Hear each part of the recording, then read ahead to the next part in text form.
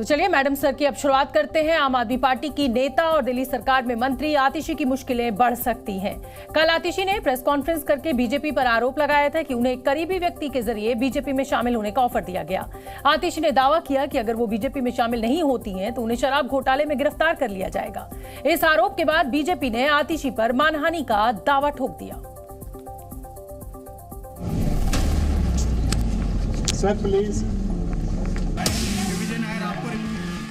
दिल्ली की लड़ाई मानहानि पर आई। अगर ये एक झूठा कंप्लेन केस होता, ये एक फॉल्स अरेस्ट होता, तो अगले दिन ही बेल मिल जाता। बीजेपी का ऑफर सच या झूठ? जो आप स्टेटमेंट दिए हैं, ये एक मालाफाइड इंटेंशन के साथ डेलिबरेटली फॉल्स स्टेटमेंट दिया गया है। क्या आतिशी देंगी सबूत? को ये बताना होगा कि किसने संपर्क किया, कैसे संपर्क किया, मिलके किया, फोन पे किया, कौन लोग थे, कौन उनका रिश्तेदार है जिसका वो जिक्र कर रही हैं। दिल्ली की मंत्री और आम आदमी पार्टी की तेज तर्रार नेता आतिशी ने कल दावा किया था कि उनके एक करीबी के जरिए उन्हें बीजेपी ज्वाइन करने का ऑफर दिया गया था। भारतीय जनता पार्टी ने मेरे बहुत व्यक्तिगत करीबी व्यक्ति के माध्यम से मुझे भारतीय जनता पार्टी ज्वाइन करने के लिए अप्रोच किया। मुझे ये कहा गया कि या तो मैं भारतीय जनता पार्टी ज्वाइन कर लूं, अपना पॉलिटिकल करियर बचा लूं। आतिशी के इस आरोप को बीजेपी ने झूठ और मनगढ़ंत बताया। बीजेपी अब आतिशी को बख्शने के मूड में नहीं है, इसलिए बीजेपी ने आतिशी को मानहानि का कानूनी नोटिस भेजा है। लीगल नोटिस कल दिए हैं। लीगल नोटिस हमारा डिफेमेशन का है और ये डिफेमेशन के नोटिस में हम क्लियरली उनको बताए हैं कि जो आप स्टेटमेंट दिए हैं, ये एक मालाफाइड इंटेंशन के साथ डेलिबरेटली फॉल्स स्टेटमेंट दिया गया है, जिसको उनको विड्रॉ करना चाहिए और अगर विड्रॉ नहीं करेंगे तो लीगली जो पॉसिबल एक्शंस हैं वो हम आगे लेके जाएंगे। आतिशी ने यह भी आरोप लगाया था कि उनके खास आदमी के जरिए उन्हें संदेश पहुंचाया गया कि उनके साथ आम आदमी पार्टी के 3 और नेताओं को गिरफ्तार किया जाएगा। अब भारतीय जनता पार्टी का ये इरादा है कि आने वाले 2 महीने में लोकसभा चुनाव से पहले वो आम आदमी पार्टी के 4 और नेताओं को गिरफ्तार करने वाले हैं। वो मुझे गिरफ्तार करेंगे, वो सौरभ भारद्वाज को गिरफ्तार करेंगे, वो दुर्गेश पाठक को गिरफ्तार करेंगे और वो राघव चड्ढा को गिरफ्तार करेंगे। मुझे ये बताया गया कि आने वाले कुछ ही दिनों में मेरे पर्सनल रेजिडेंस पे ईडी की रेड होगी। ना सिर्फ मेरे घर में ईडी की रेड होगी, मेरे रिश्तेदारों, मेरे परिवार वालों के घर में रेड होगी। उसके बाद हम सब लोगों को समन्स भेजे जाएंगे और समन्स के कुछ ही समय बाद हमें गिरफ्तार किया जाएगा। आतिशी के दावे को झूठ का पुलिंदा बताते हुए बीजेपी ने नोटिस के जरिए पूछा है कि आतिशी को उस व्यक्ति का नाम बताना होगा जिसने उन्हें ऑफर दिया। इस बार वो आरोप लगाकर भाग नहीं सकती। उनको ये बताना होगा कि किसने संपर्क किया, कैसे संपर्क किया, मिलके किया, फोन पे किया, कौन लोग थे, कौन उनका रिश्तेदार है जिसका वो जिक्र कर रही हैं। ये सारी चीज़ों ने क्लियर करनी पड़ेंगी। ऐसा नहीं हो सकता कि आप झूठ बोलेंगे और भाग जाएंगी। ऐसा नहीं होगा। इस बार आपको भागने नहीं देंगे। इस बार वो आरोप लगाकर भाग नहीं सकती हैं। बीजेपी ने आतिशी को जवाब देने के लिए 15 दिनों का वक्त दिया है। अगर आतिशी अपने आरोपों पर माफी नहीं मांगती हैं, तो बीजेपी उन पर कानूनी कार्रवाई करेगी। अब देखना होगा कि आतिशी अपने दावे पर अड़ी रहती हैं या फिर मानहानि का मुकदमा लड़ने को तैयार रहेंगी। आज आतिशी ने एक और आरोप लगाया। उन्होंने कहा कि अरविंद केजरीवाल का वजन तेजी से घट रहा है। उनका दावा था कि गिरफ्तारी के बाद से अब तक 4.5 किलो वजन कम हुआ है। आतिशी ने यह भी दावा किया कि 22 मार्च को ईडी की हिरासत में अरविंद केजरीवाल का वजन 69.5 किलोमीटर था, लेकिन 2 अप्रैल को यह वजन घटकर 65 किलोग्राम ही रह गया। जब से अरविंद केजरीवाल जी को भारतीय जनता पार्टी शासित केंद्र सरकार ने गिरफ्तार किया है, उनके स्वास्थ्य पर एक जबरदस्त खतरा मंडरा रहा है। जब वो ईडी की कस्टडी में थे तो 3 बार उनका शुगर लेवल गिरा। एक बार उनका शुगर लेवल 46 तक पहुंच गया, जो किसी भी व्यक्ति के लिए जानलेवा साबित हो सकता है। अरविंद केजरीवाल जी का पिछले 12 दिन में 4.5 किलो वजन घट गया है। एक डायबिटीज का पेशेंट होते हुए इतने कम समय में इतना ज्यादा वजन घटना कई प्रकार की कॉम्प्लिकेशंस पैदा कर सकता है। भारतीय जनता पार्टी अरविंद केजरीवाल को कुचलने के लिए, आम आदमी पार्टी को कुचलने के लिए किसी भी हद तक जा सकती है। इसलिए मैं भारतीय जनता पार्टी को यह चेतावनी दे रही हूं कि आज पूरा देश आप पर नजर रख रहा है। अगर हिरासत में अरविंद केजरीवाल के स्वास्थ्य को कुछ हो जाता है तो ये देश आपको माफ नहीं करेगा, यहां तक कि भगवान भी आपको माफ नहीं करेगा। आम आदमी पार्टी के आरोपों के बाद तिहाड़ जेल ने भी बयान जारी किया है। तिहाड़ जेल के मुताबिक केजरीवाल जब जेल में आए तब उनका वजन 65 किलोग्राम था। उन्हें 2 डॉक्टर्स ने चेक किया, तब उनका स्वास्थ्य बिल्कुल ठीक था। अभी तक उनका वजन 65 किलोग्राम ही है। उन्हें कोर्ट के आदेश के मुताबिक घर का खाना दिया जा रहा है। उनकी सेहत में कोई गिरावट नहीं है। जेल के डॉक्टर्स और प्रशासन उनकी सेहत पर नजर रखे हुए हैं। लोकसभा चुनाव से पहले विपक्ष लगातार ये दावा कर रहा है कि अगर इस बार केंद्र में एनडीए की सरकार बनी तो देश के लोकतंत्र और संविधान को खतरा है। तो वहीं विपक्ष के इन दावों के बीच राजस्थान के नागौर से बीजेपी उम्मीदवार ज्योति मिर्धा के एक बयान ने सियासी बखेड़ा खड़ा कर दिया है। ये है ज्योति मिर्धा, जिन्होंने राजस्थान में पिछले साल विधानसभा चुनाव से पहले कांग्रेस को छोड़ बीजेपी का हाथ थामा था।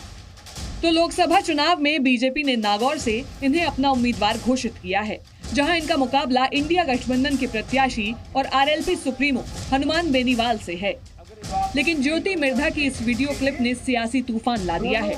विपक्षी दलों को बीजेपी पर हमला बोलने का मौका दे दिया है। संविधान और लोकतंत्र बचाओ के उस नारे को बल दे दिया जिसके बूते विपक्षी दलों का महागठबंधन तीसरी बार मोदी के विजय रथ को रोकना चाहता है।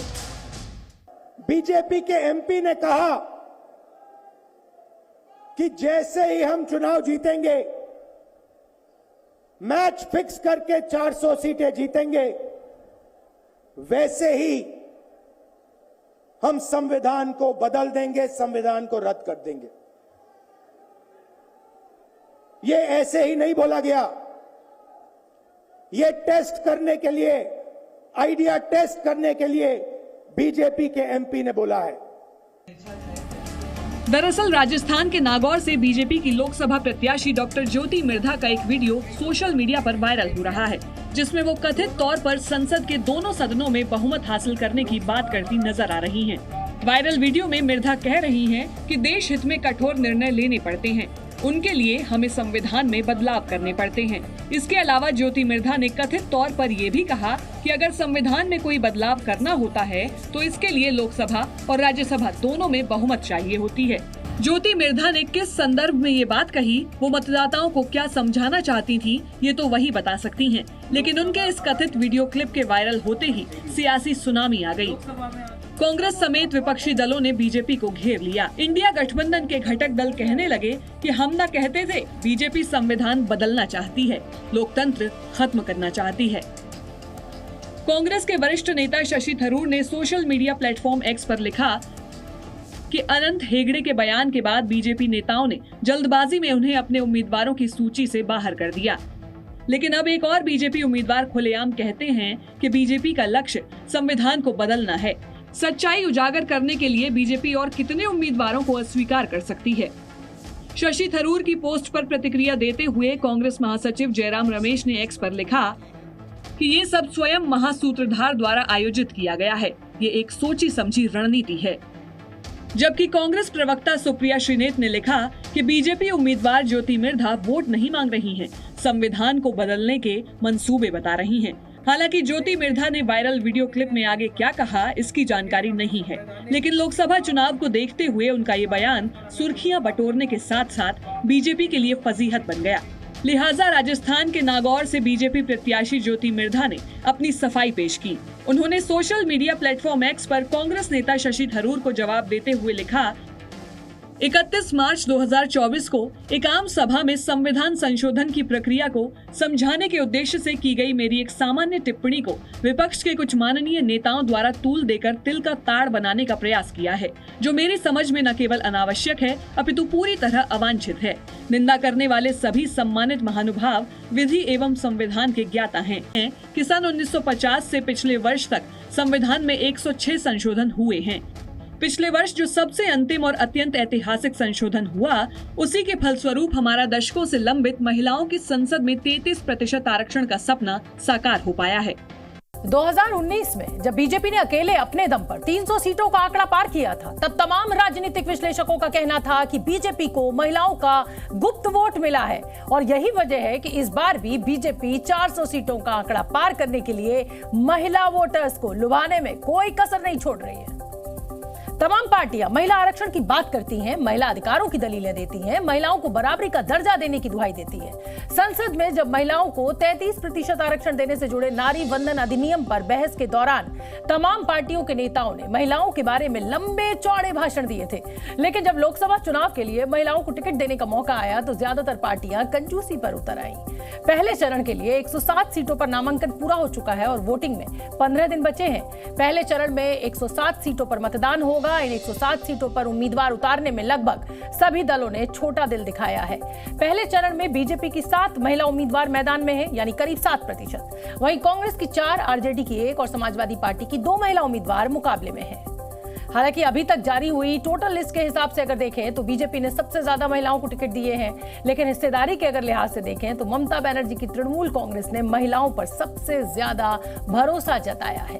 बीजेपी ने अभी तक लगभग 400 से ज्यादा उम्मीदवारों के नाम घोषित किए हैं, जिनमें 68 महिलाएं शामिल हैं, यानी 17%। टीएमसी ने बंगाल में 42 उम्मीदवारों के नामों का ऐलान किया है, जिनमें 12 महिलाएं हैं, यानी 28%। वहीं कांग्रेस ने अब तक 213 उम्मीदवारों के नाम जारी किए हैं, जिनमें 29 महिलाएं हैं, यानी करीब 14%। वैसे आंकड़े गवाह हैं कि संसद के दोनों सदनों में महिलाओं की भागीदारी बढ़ी है, लेकिन आधी आबादी को उनका हक देने के मामले में ज्यादातर पार्टियों का रुख बिल्कुल ठंडा रहा है। 2014 के लोकसभा चुनाव में 62 महिला सांसद चुनकर संसद पहुंची थी। तब लोकसभा में महिला सांसदों की हिस्सेदारी करीब 11.5% थी। 2019 के लोकसभा चुनाव में महिला सांसदों की गिनती बढ़कर 78 पर पहुंच गई और उनकी हिस्सेदारी भी बढ़कर 14% से ज्यादा हो गई। आजादी के बाद से ही देश की राजनीति और संसद के गलियारों में महिलाओं की हिस्सेदारी बढ़ी है। लोकतंत्र के इस मंदिर ने एक से बढ़कर एक दिग्गज महिला नेताओं और मंत्रियों को देखा है। आज हर क्षेत्र में महिलाओं की भागीदारी बढ़ रही है और राजनीति भी उससे अलग नहीं है। लेकिन आंकड़े गवाह हैं कि भारत की राजनीति अब भी पुरुष प्रधान है। दूसरे देशों से अगर हम तुलना करें तो दक्षिण अफ्रीका में महिला सांसदों की हिस्सेदारी 43% है। वहीं ब्रिटेन में महिला सांसदों की हिस्सेदारी 32% है। अमेरिका में महिला सांसदों की हिस्सेदारी 24% है और पड़ोसी मुल्क बांग्लादेश की संसद में महिलाओं की हिस्सेदारी 21% है। खाने की बात आती है तो घर की रसोई याद आती है और फिर याद आता है माँ के हाथ का खाना। दुनिया में कहीं भी आप चले जाइए, माँ के हाथ का स्वाद महंगे से महंगे रेस्टोरेंट में मोटा पैसा खर्च करके भी कभी नहीं मिल सकता। इसीलिए महिलाओं को अन्नपूर्णा भी कहा जाता है। अन्नपूर्णा यानी कि भोजन की देवी, क्योंकि वो सिर्फ हमारा पेट नहीं भरती बल्कि हमारे स्वाद और सेहत के साथ साथ रसोई का अर्थशास्त्र भी संभाले हुए चलती हैं। शायद ही आपने कभी अपनी माँ को खाना बर्बाद करते हुए देखा होगा। अगर आपकी प्लेट में रोटी बच जाती है या आप लंच में लाई हुई सब्जी लौटाकर ले जाते हैं तो घर जाकर के डांट सुनने को मिलती है आपको। धार्मिक मान्यताओं में तो खाना बर्बाद करना उसके अपमान के बराबर है। लेकिन इन सब के इतर हाल ही में खाने की बर्बादी पर यूएन की एक रिपोर्ट आई है, जिसके आंकड़े देखकर हो सकता है निवाला आपके गले में अटक जाए। आपको लगता होगा कि खाना तो होटल और रेस्टोरेंट में बर्बाद होते होंगे, लेकिन यूएन की रिपोर्ट क्या कहती है वो समझिए आप। सबसे ज्यादा खाना हमारे घरों में बर्बाद हो रहा है। 61% खाने की बर्बादी घरों में, जबकि 23% खाना फूड सर्विस यानी कि रेस्टोरेंट में बर्बाद होता है और 13% यहाँ रिटेल चेन यानी कि सप्लाई के दौरान स्टोरेज या दुकानों में बर्बाद होता है। तो अब अगर आप अपनी थाली में बची रोटी के 2 टुकड़े और 2 चम्मच दाल को बेहद कम समझते हैं तो इन आंकड़ों को आप याद कर लीजिएगा, क्योंकि वही 2-3 टुकड़े ही खाने की बर्बादी का सागर भर रहे हैं, जबकि ये खाना किसी भी भूखे को चैन की नींद दे सकता है। हम ऐसा इसलिए कह रहे हैं क्योंकि यूएन की दूसरी report the state of food and security and nutrition in the world 2023 के मुताबिक भारत में कुपोषण के शिकार लोगों की संख्या 16.6% है। यानी इतनी आबादी को भरपेट और संतुलित भोजन नहीं मिल पा रहा, जिनमें छोटे कद के बच्चे 31.7% हैं, जबकि ज्यादा वजन वाले 2.8% हैं। देश में 76% लोगों को सेहतमंद खाना नसीब ही नहीं होता है। अपने घरों में ही झांक करके आप देख लीजिए, कितनी बार ऐसा होता है कि बच्चों की पसंद का खाना न बनने पर वो आपसे खाना ऑनलाइन ऑर्डर करने की जिद करते हैं, और जहां उनकी ये जिद पूरी होती है वहीं आपकी रसोई में बना खाना बर्बाद होता है। ये एक घर की नहीं, दुनिया के हर देश और हर घर का यही हाल है। भोजन की बर्बादी के ये आंकड़े जितना डराने वाले हैं उतने ही शर्मनाक भी हैं। 100 करोड़ थालियां हर रोज बर्बाद, 61% खाना घरों में बर्बाद, 55 किलो खाना पूरे साल में बर्बाद करते हैं आप।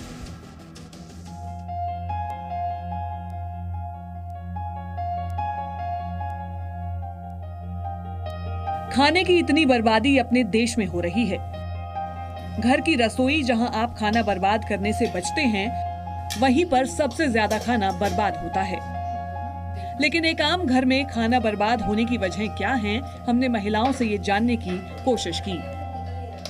तो उस केस में थोड़ा सा बच जाता है खाना।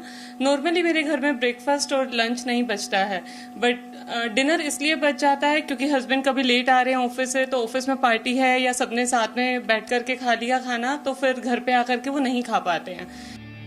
बचा हुआ खाना कई दिन तक फ्रिज में रखा रहता है या फिर किसी को दे दिया जाता है, लेकिन उसकी शेल्फ लाइफ खत्म होने के बाद वो खाना डस्टबिन में चला जाता है। सिर्फ यही एक वजह नहीं है, कई घरों में बच्चों की जिद खाना बर्बाद करवाती है। ऑनलाइन ऑर्डर करते वक्त अक्सर भूख से ज्यादा खाना ऑर्डर किया जाता है, जैसे यहाँ पर नौकरी पेशा अंशु ने अपनी बेटी अनन्या की जिद पर किया। कोशिश रहती है कि खाना वेस्ट ना हो, पर कई बार क्या होता है, बच्चा स्कूल से आया है, रेडी कुछ और है, सपोज दाल चावल रेडी है, बच्चे का मन नहीं है मम्मा आज पिज्जा खाना है या आज पास्ता खाना है, तो ऐसी सिचुएशन में पूरा खाना खत्म नहीं हो पाता, तो फिर वो या तो मेड को जाता है या वो गिर जाता है। खाने की वैरायटी से फ्रिज भरा होने के बाद भी बाहर खाने की प्लानिंग हो जाती है और पूरा खाना वेस्ट हो जाता है। अन्नपूर्णा कही जाने वाली हमारे घरों की महिलाएं मानती हैं कि खाना बर्बाद होने से सिर्फ खाना ही नहीं और भी संसाधन खराब होते हैं। एनर्जी भी खराब जा रही है, जिसमें हम कह सकते हैं कि जैसे हम खाना बनाते हैं गैस पे, तो गैस पे कितनी वेस्ट जाती है, उसके इसमें सामान तो वेस्ट जाता ही है, गैस भी साथ वेस्ट जाती है, सब चीजें उसमें वेस्ट ही जा रही हैं। अगर आप कम खाना खा रहे हैं लेकिन सेहतमंद खाना खा रहे हैं तो आप लंबी और स्वस्थ उम्र गुजारेंगे, लेकिन डॉक्टर्स का मानना है कि देश में लोग जरूरत से ज्यादा खा रहे हैं, जिसकी वजह से वो बीमार पड़ रहे हैं और आखिर में खाना वेस्ट हो रहा है। हम कैलोरीज ज्यादा खा रहे हैं, बट क्या हम बैलेंस्ड खाना खा रहे हैं? नो। हमारा फ्रूट इंटेक, हमारे होल ग्रीन्स का इंटेक, हमारे घर के खाने का इंटेक कम हो रहा है। यूएन की नई रिपोर्ट के मुताबिक भारत में हर साल एक व्यक्ति औसतन 55 किलो खाना बर्बाद कर देता है। अफगानिस्तान में 127 किलो, जबकि पाकिस्तान में ये आंकड़ा 130 किलो प्रति व्यक्ति है। जबकि दुनिया में हर इंसान औसतन 79 किलो खाना बर्बाद कर देता है। दुनिया में जितना खाना बर्बाद हो रहा है वो कुल खेती का 30% है, यानी किसानों की 30% मेहनत हर साल बेकार हो जाती है। दुनिया के अमीर देश हों या गरीब, खाने की बर्बादी में सब तरफ एक ही हाल है, लेकिन भोजन से भरी थालियों की बर्बादी के ये आंकड़े शर्मनाक हैं, क्योंकि एक तरफ लोग जरूरत से ज्यादा खा रहे हैं और बर्बाद कर रहे हैं, तो दूसरी तरफ करोड़ों लोगों को 2 वक्त की रोटी तक नहीं मिल रही। संयुक्त राष्ट्र पर्यावरण कार्यक्रम की नई रिपोर्ट फूड वेस्ट इंडेक्स 2024 के मुताबिक 2022 में 73 करोड़ लोग बिना खाए सो रहे थे। 2023 में ये आंकड़ा बढ़कर 78 करोड़ हो गया। वहीं 2022 में भारत में प्रति व्यक्ति 50 किलो खाना बर्बाद हो रहा था, लेकिन 2023 में ये आंकड़ा 55 किलो प्रति व्यक्ति पहुंच गया। हर गुजरते साल भूखे लोगों की संख्या भी बढ़ रही है और खाने की बर्बादी भी। भारत में 19 करोड़ लोग ऐसे हैं जिन्हें रोज 3 वक्त का भरपेट खाना नहीं मिलता, जबकि 14 करोड़ लोग रात में भूखे पेट सो रहे हैं। ग्लोबल हंगर इंडेक्स में 125 देशों में भारत 111वें स्थान पर है। सुपरमार्केट के दौर में जब शेल्फ एक ही चीज के तमाम विकल्पों से भरी हुई हैं और लुभाने वाले ऑफर दिए जाते हैं, कुछ चीजों का ध्यान रखना बेहद जरूरी हो जाता है ताकि खाने को बर्बाद होने से बचाया जा सके। जैसे जरूरत से ज्यादा सामान खरीदने से बचें। कई बार हम एक के साथ एक फ्री जैसे ऑफर्स में फंसकर जरूरत से ज्यादा चीजें खरीद लेते हैं। बाजार से सामान लाने से पहले लिस्ट तैयार करें ताकि आप थैले में गैर जरूरी और जरूरत से ज्यादा सामान न भर कर लाएं। एक्सपायरी डेट का ध्यान रखें। पैकेट पर दी गई तारीख से पहले ही उस सामान का इस्तेमाल कर लें। थाली में उतना ही भोजन लें जितना आप खा सकते हैं। बुफे में प्लेट को ज्यादा भरने से बेहतर है आप भूख के हिसाब से दोबारा ले लें। रसोई को मैनेज करें, उतना ही पकाएं जितना खाया जा सके ताकि फ्रिज में बचा हुआ खाना जमा न करना पड़े। भूख से थोड़ा कम खाना खाया जाए तो सेहत भी अच्छी रहेगी और खाना बर्बाद भी नहीं होगा। तो अगली बार जब आप दफ्तर से खाना बचा कर लाएं या उसे रास्ते में डिस्पोज करें या अपनी सजी हुई थाली में झूठा खाना छोड़ दें, तो ये जरूर सोचिएगा कि जिस वक्त आप खाना बर्बाद कर रहे हैं उस वक्त देश में करोड़ों लोग भूखे सो रहे हैं। ब्यूरो रिपोर्ट, जी मीडिया। मैडम सर में अब अगली खबर आपको दिखाते हैं। सोशल मीडिया पर बदायूं से बीजेपी की सांसद संघमित्रा मौर्य का रोने का एक वीडियो खूब वायरल हो रहा है। मंगलवार को बदायूं में हुए बीजेपी के प्रबुद्ध सम्मेलन में मुख्यमंत्री योगी आदित्यनाथ पहुंचे हुए थे, लेकिन तभी सांसद संघमित्रा मौर्य मंच पर ही फूट फूट करके रोने लगी। सबसे पहले आप ये वीडियो देखिए। मंच पर सांसद संघमित्रा मौर्य रो रही हैं। कयास लगाए गए कि सांसद संघमित्रा मौर्य को बीजेपी ने इस बार टिकट नहीं दिया और इसी वजह से उनकी आंखों में आंसू आ गए और मंच पर सीएम योगी आदित्यनाथ के आने से पहले वो फूट फूट कर रोने लगी। हालांकि जब उनसे इस बारे में सवाल किया गया तो संघमित्रा मौर्य ने कुछ और ही कहानी बताई और कहा कि ना कहीं वो अपने दर्द को छुपाती दिख रही हैं। आदरणीय गुलाब देवी जी बैठी हुई थी और उस वक्त कार्यक्रम नहीं चल रहा था, तो आदरणीय मंत्री जी एक राजा दशरथ की कहानी सुना रही थी और वो कहानी भावुक था, मार्मिक था। तो निश्चित तौर पर महिला होने के नाते भावुक होना एक स्वाभाविक विषय है और सिर्फ उस कहानी की वजह से आंखें नम हुई थी। संघमित्रा मौर्य कोई कमजोर नहीं है, संघमित्रा मौर्य बहादुर महिला है।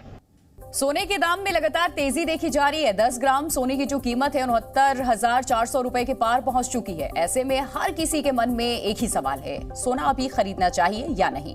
इस सवाल का जवाब दे रहे हैं जी बिजनेस के मैनेजिंग एडिटर अनिल सिंघवी। हमारी सारी महिला दर्शकों के लिए एक अच्छी खबर भी है तो एक थोड़ी कम अच्छी भी। अच्छी खबर क्या है, रिकॉर्ड पर रिकॉर्ड बन रहे हैं गोल्ड में। सोना अंतरराष्ट्रीय बाजारों में $2300 के पार पहुंचा है पहली बार। जी हां, रिकॉर्ड ऊंचाइयों पर और भारतीय बाजारों में 70,000 रुपए प्रति तोला के बेहद करीब। जी हां, कितना 69,450 का हाई बनाया है दिन के दौरान और लेवल्स आपके सामने अपडेट होते रहेंगे। लेकिन गोल्ड है इस वक्त लाइफ हाई पर और मजे की बात देखिए, मतलब पिछले 1.5 महीने में गोल्ड के दाम 11% बढ़े हैं। जनवरी से लेकर अब तक सोने ने इस साल इतनी तगड़ी तेजी दिखाई है। अब दिक्कत यह है कि खुशी की बात तो ये कि सोने के दाम बढ़ रहे हैं और आप सबके पास सोना है, गोल्ड है ही है, तो आपके पास जितना गोल्ड है उसके भाव तो अनाप शनाप हो गए ना भाई। आपने तो किसी ने 30,000 में लिया है, किसी ने 45,000 में, 60,000, हर एक भाव में आपका गोल्ड खरीदा हुआ है, तो आपके गोल्ड की वैल्यू बढ़ रही है। लेकिन दूसरी तरफ थोड़े लोग दुखी भी हैं। अब दुखी इसलिए हमारा तो रह गया, हमें तो और लेना था। अब ये शादी आ रही है, ये एक प्रोग्राम आ रहा है, इसके लिए खरीदना है, उसके लिए खरीदना है, थोड़े पैसे और आने वाले थे, मैंने सोचा कि बाद में लूंगा, थोड़े भाव घट जाएंगे तो लूंगा या लूंगी, तो आप रह गई और अब रही गई हैं तो अब थोड़ा सा और इंतजार करें। वैसे तेजी का माहौल है। अगर 2-3 हज़ार रुपए गोल्ड का दाम चूंकि एक तरफा इतना तेजी से भागा है, किसी वजह से करेक्शन आ जाए, थोड़ा सा घटे, तो आपके लिए खरीदारी का अच्छा मौका होगा। देखिए 64-65 हज़ार के आसपास सोना काफी दिनों तक टिका रहा, अटका रहा और वहां पर हाई बनाने के बाद ज्यादा कुछ हुआ नहीं। लेकिन इस बार जो 64-65 हज़ार को पार करके भागा है, ये रुकने का नाम नहीं ले रहा है। तो हो सकता है थोड़ी तेजी और हो, लेकिन अगर आपको निवेश के लिए आज से खरीदना है तो थोड़ा इंतजार करें। ज़रूरत के लिए खरीदना है तो फिर ज़्यादा चॉइस नहीं होती। लेकिन अगर ज़रूरत में भी आपके पास अगर 3 महीने 4 महीने का समय है तो आप थोड़ा 67-68,000 67-68,000 की रेंज में आ जाने दीजिए। यानी कि यहाँ से 2-3 हज़ार रुपये अगर गोल्ड कम हो जाए तब आप अपनी ज़रूरत के लिए खरीदिए। लेकिन ओवरऑल सोने में तेजी, और तेजी के कारण मैं आपको बता दूं, पहला, दुनिया भर के सेंट्रल बैंक, जैसे हमारे यहाँ RBI, वैसे हर देश में एक अलग सेंट्रल बैंक होता है, वो गोल्ड खरीद रहे हैं। दूसरी तरफ सोने को माना जाता है सुरक्षित निवेश। अगर कहीं भी दुनिया भर में लड़ाई झगड़े होने का आपको डर हो तो सोना खरीदिए, इसलिए भी सोना खरीदा जा रहा है। तीसरा, दुनिया भर में इस वक्त पैसा बहुत है, लिक्विडिटी बहुत है। आप सोच रहे हो कि हमारे पास तो नहीं, किसके पास है भाई, दुनिया भर की सरकारों के पास है, उनके रिजर्व बैंक के पास है और वहाँ के निवेशकों के पास है, तो उन्हें सोना पसंद आ रहा है, खरीदा जाए। क्यों पसंद आ रहा है, उसकी एक वजह यह भी है कि अमेरिका में इवेंचुअली धीरे धीरे करके थोड़े समय में ब्याज दरें घटेंगी, और जब भी अमेरिका में ब्याज दरें घटने का दौर शुरू होता है तो सोने के दाम बढ़ते हैं। तो जितने भी कारण मैंने बताए सोने में तेजी के, सब आपकी मेरी वजह से नहीं है, हिंदुस्तान की वजह से नहीं है, बाहर की वजह से। सारे दुनिया भर के ये कारण हैं जिनसे सोना बड़ा मजबूत था, है और थोड़े समय तो और रहेगा। तो इंतजार करें अगली बार सोने की गिरावट का, और आप अपनी जरूरत के हिसाब से तब जरूर खरीदिएगा। जी न्यूज़।